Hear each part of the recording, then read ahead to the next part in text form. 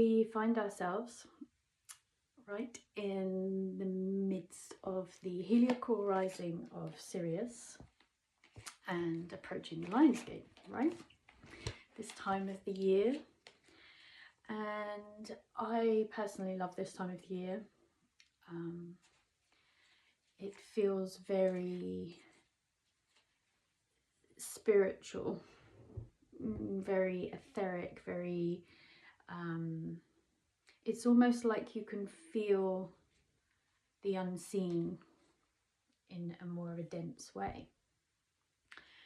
And this time of the year, particularly for the ancient Egyptians, was seen as the beginning of the year, like a new year, a new horizon. And they tracked that by, rather than the sun, they had many calendars, but they tracked this time of the year as the beginning of the year by the star Sirius, or other names of the star Sirius are Sodpet or Sothis, which they kind of saw as the Isis in the sky, the celestial aspect of Isis, the soul of Isis, because the star was seen to bring the flooding of the Nile, which led to the agricultural new year. So there was lots of abundance and nourishment and fertilization to come from Sirius rising above the horizon, the heliacal rising. And the messages each year that we receive, personally, I find them very personal. Because when you take this concept of it being a new beginning, a new horizon, it really takes you deep, and it takes you into ancient energy. And so, like, they had a god called Aker, who was said to be god of the horizon. I don't know too much about Aker. I just know the reference of the horizon, the new beginning, and he was said to have two lions, like one facing one way east and one facing the other way west, and they were known as the lions of today and tomorrow. And so then when you think about this time of year and how really the focal point of the heliacal rising of Sirius and the Lions Gate is around Egypt, you have the Sphinx and you have Leo, right? You have these two lions, hence the Lions Gate. Always happens in the constellation of Leo, or how in our day and age it does. And so Aker and the lions of yesterday and tomorrow were referencing a new horizon, a new beginning. And so then that also taps into that heliacal rising of Sirius, the inundation of the Nile, that fertilization, that new beginning. Okay. And another way to connect to Sothis, Sodpet, Sirius, she's often likened to the star in the major arcana of the tarot. Okay, and so it's this spiritual star, right? We just go back a little bit to the beginning of July. July is the Sirius portal. It's when the sun is conjunct the star Sirius, which you hear being called the spiritual sun. Okay, so what that means, if you're a bit like me and you've only just started to learn these astrology terms,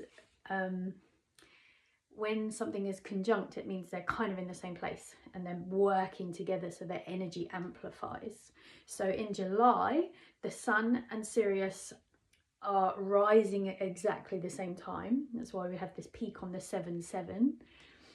So it's always over a few days, isn't it? But we feel the peak of the energy around the 7th, or that's what people say. or there's another amplification of energy to tune into with the 7-7. And then, so, which I'm going to come back to actually, I've just made a little connection there. So Sirius is rising in conjunction with the sun, and then all through July it starts to take its own course and rise as the spiritual star. Okay, so the star card in the major arcana is about, if you do I have a tarot here? I don't have a tarot here, but it's always a woman pouring water and onto the earth. Okay, but that water is representative of cosmic light. Okay, so from July through to the Lions Gate, there's this potent, almost denser etheric energy that we can feel that is being poured down onto the earth and the celestial waters. Okay, that's what the star card is kind of representing, and it's kind of like the coming back to that, the purity of who you are, your star consciousness. That's why the star was called Isis in the sky, because everything is telling us, yeah, so we're on the earth, that's our star, our spiritual star. And what's really interesting is that the star major arcana 17 follows the tower, and so this is how busy my head's been with receiving all of these visions and like messages, that it follows the tower. So the tower is that moment when it's like an ending. It's that everything falls apart, everything crumbles around you like a lightning bolt of chaos and destruction, and then all that's left is to rebuild yourself from the rubble, the ashes. And then what follows that is the star. So when you're in that deep place of, my life has just crumbled around me, or this part of my life is crumbling, you know, you're in that place of something big is changing, what comes is the star. Okay, so I'm just bringing that up to reference. It's like a new beginning. What is over the next horizon? This is an opportunity to tune into that. Okay, I just received the most beautiful message as I was sat and feeling and tuning in, and the message came from the consciousness of Sodpet, and it deepened what I knew about the Lions of yesterday and tomorrow. So I will share that because it's written and it's beautiful as it is. So I'll share that in a separate post. But it just gave me this real deepened perspective. Okay, so the Lion of yesterday was talking about roaring and screaming the past away, and the Lion of tomorrow was just sleeping and dreaming everything into being. And that's how they hold this Lion's Gate open.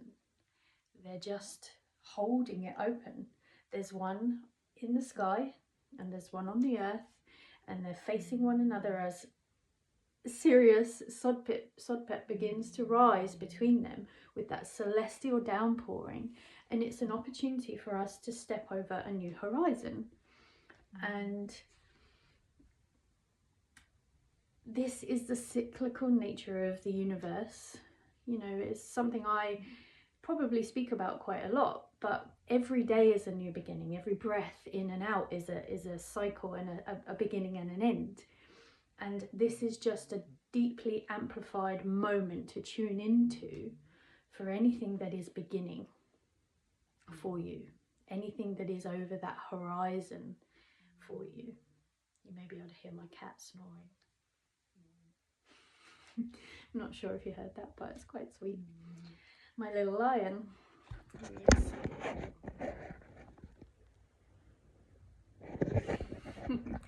What a way to end. Okay, so Lions Gate, really anything that is shed, anything that's been difficult since the beginning of July, that's been Sodpet pouring down this celestial star consciousness into your life, and it may have felt like chaos. Now you are approaching the heliacal rising, seeing her coming into vision, the soul star. Okay, so it's already risen in some places. It rises, the heliacal rising, so that means when it rises over the horizon, I believe, I did a little bit of research and this is the best I could find, is on the 28th over Egypt, and then we in the UK we wait. It doesn't rise on the horizon in the morning as the sun would in the east until the 24th of August. So we may already be out of Leo by then, but the essence is where this happens over Egypt, because this is where that resonance is held. So you can tune into that on the 28th, which is tomorrow, and feel what's rising. Feel what you need to scream away from your past, and feel what you are dreaming into being, whilst these beautiful lions hold this gate open for us. Okay, I hope you found this useful. I'd love to hear what anybody else feels about this time of the year. The Lions Gate Sirius, anything like that, please feel free to share and leave some comments. Let's end with a card, shall we? I've had these in my hand the whole time. It's Isis deck by Alana Fairchild. It's the pocket edition. Just a little message on the back rather than the full deck. I just like these ones. Okay. I don't know how anybody else does it, but I go by the feeling I get when I'm holding the pile until I get to the one. Okay, this one. Okay. A chamber, what's it say? Enter the chamber of healing. A spiritual gift of healing is coming to you now. Be open without expectation or preconceived notions, and allow the healing energy to help you find the best solution for any situation that does not appear to be as it should be. Expect your miracle. It's kind of a gate to walk through, don't you think? Shame they're not lions. They're Isis. Okay, I hope you found this useful and enjoy the Lions Gate.